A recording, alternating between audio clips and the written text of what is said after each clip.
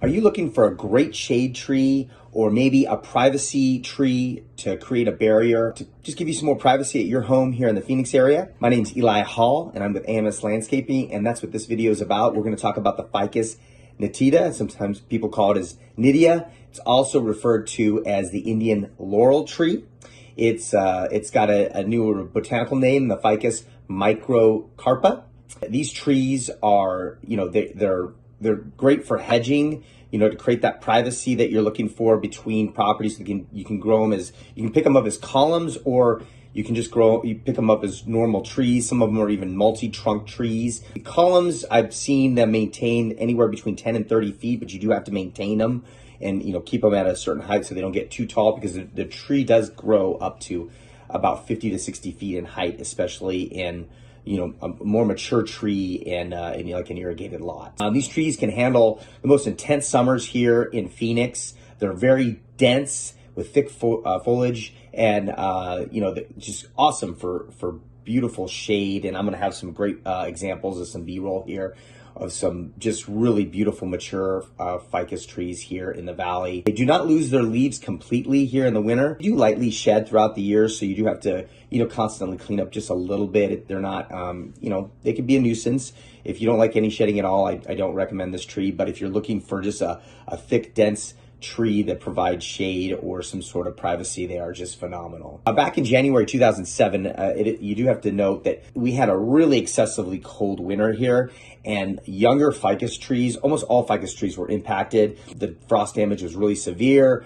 Younger trees didn't quite make it as well, and the mature trees lost some trees and some branches and leaves, and they were just able to cut them back, and they kind of filled in.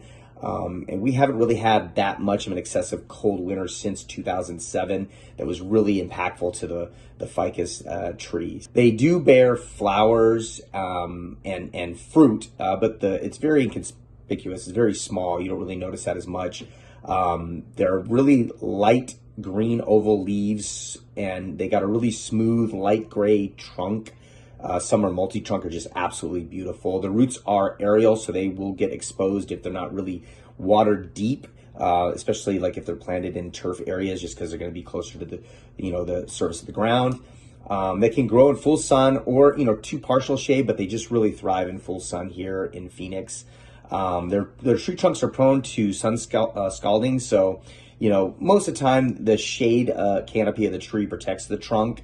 But, you just want to be cognizant of that if you are lifting them up too high and there's too much sun exposure, especially from the west. It can be scalding for the tree trunks. They do require regular watering, deep watering preferred. I see these trees do best in like irrigated lots in central Phoenix, just because they have a deeper, they get flood irrigation every 2 weeks in the summer, and just gets that deep, heavy watering, and they just really thrive in those areas. But I also have a watering recommended guide on my website at AZLawns.com/watering if you want to just see what recommending watering here for the Phoenix area.